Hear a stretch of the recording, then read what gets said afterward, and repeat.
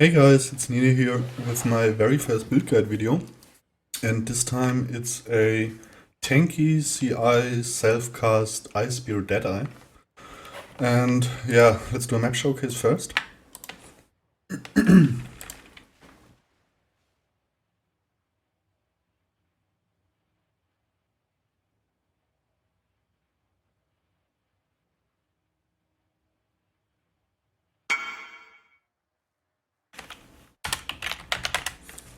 So I've played this build as a League starter, not the Tanky CI version, but actually a Metals League starter from I think it was, I don't know, 3.16 or maybe 3.17, I don't know. And I had a lot of fun with this build, but I died so many times that I switched to summon skeleton really early. And yeah, after farming some currency, I tried to make a tanky version of this build. So here's I should face tank, be able to face tank this. Let's see. Yeah, looks good. So you can't, of course, face tank everything. So heavy degens or something like that will kill you, or one shots. But this haven't happened to me for a long time. So even these explosions, even when they all overlap, should be fine. Playstyle is pretty forward. So self-casting, got a lot of chains, and the explosions from Herald of Ice.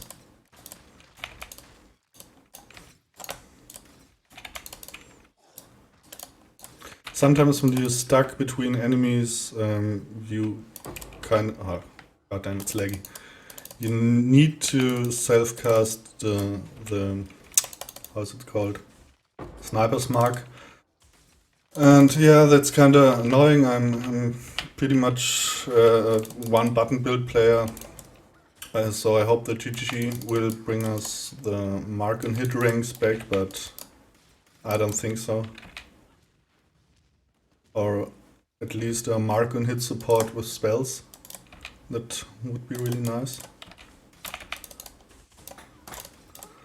So the single target is okay. I would say you can swap the chain for awakened or regular cold penetration, but I think it's not that necessary.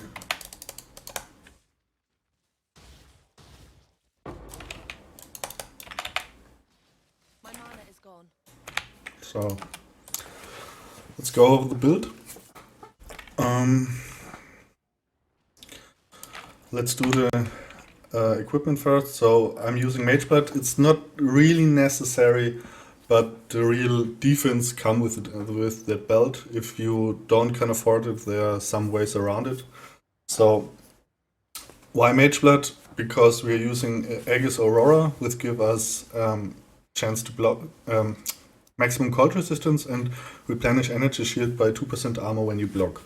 Also in our tree we have how's it called, Divine Shield, that also give us ES regenerated when you block, or here in this case the damage that is prevented from physical damage reduction. So we are running the Granite Flask with also Determination and Defiance Banner. So currently 58,000 armor, so we regen a lot of energy shield when we block. And also from the physical damage reduction. So this is a very common thing this league to make a build more tanky.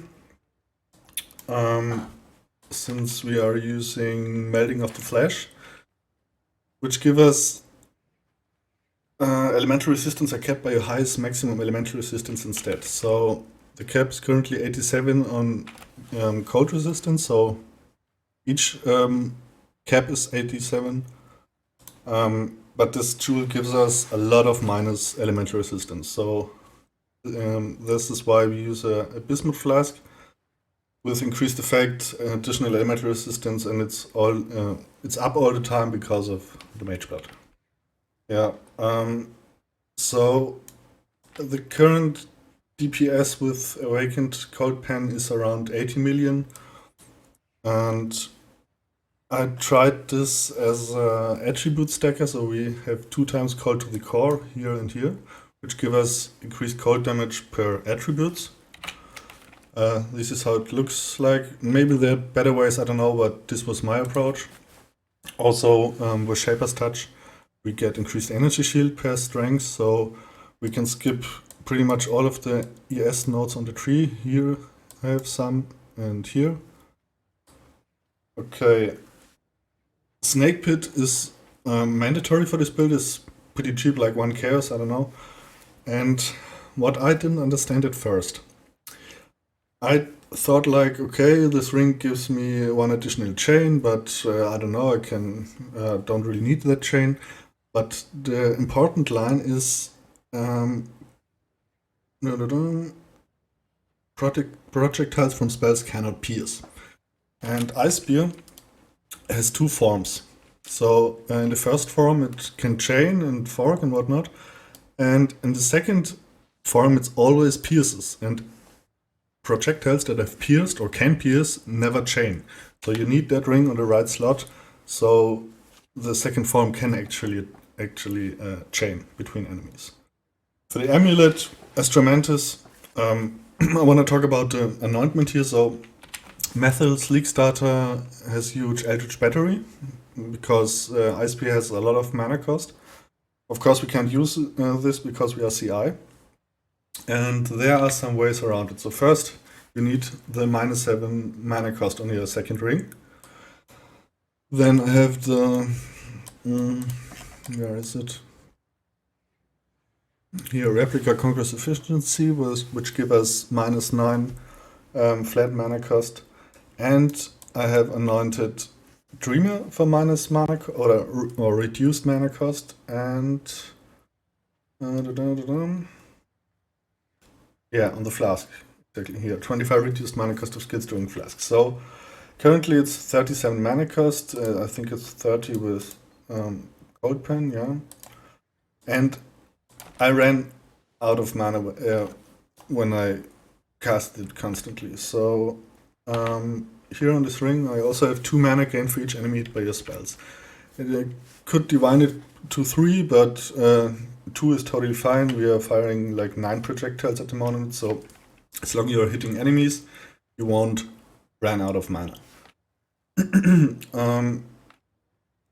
Yeah, the other equipment here, Crown of Inward Eyes, of course, which give us spell damage and yeah, increases reductions to maximum energy, also apply to spell damage. Maximum mana to apply to damage, so this crown gives us a lot of damage. The Ice Beef has an additional projectile, is the best enchant, POB says that, so yeah, you can go with gain power charge and crit with Ice Spear, but more projectiles gives us definitely more damage than that. I have the power charge and crit on my chest.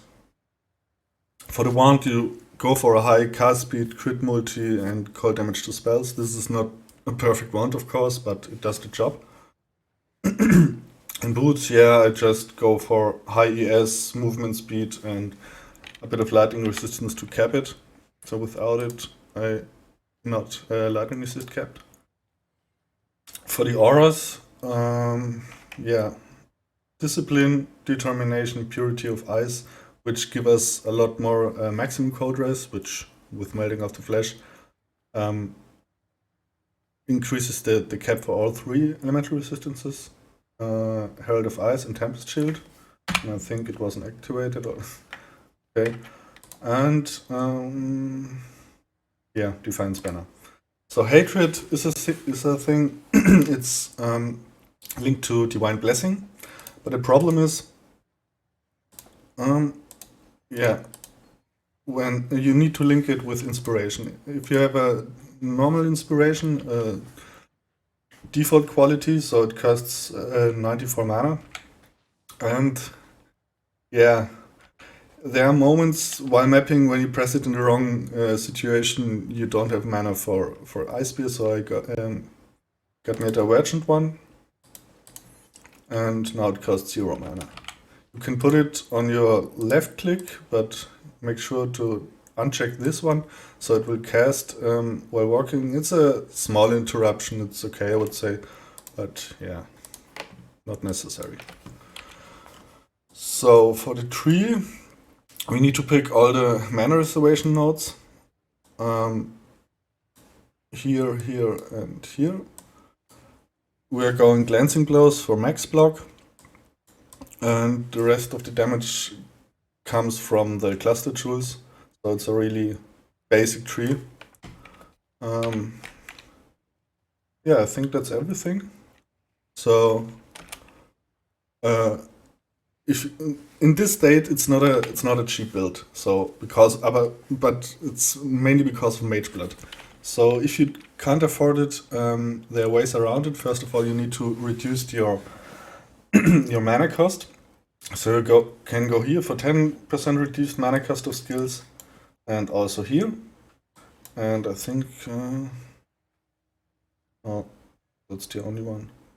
Yeah, but these few nodes and this one should work. But you will have problems to cap your resistance with Melting of the Flesh if you don't have a Mageblood in this flask. So you can maybe drop an aura, Purity of Ice, and maybe if you have with more Enlighten, you can maybe go Purity of Elements to cap your resistance, but or you can drop the Melting of the Flesh, of course, but then you won't have the max resistance. I played a long time without Mageblood and it was fine, but as I said, the real defense comes with Melting of the Flesh and with Mageblood. So this combination. So I will leave the path of building in the description of my current state. This is not a min-maxed character. There's still room for improvement. So if you have any ideas, left me in the comment. Like my video if you like it. And this is my first video on the channel, but I'm trying to make more videos. This is actually my first build guide, or my first build that actually works. All the builds that I made myself in the past were not really good, and mostly I had big damage problems. So yeah, thank you for watching and see you on the next video.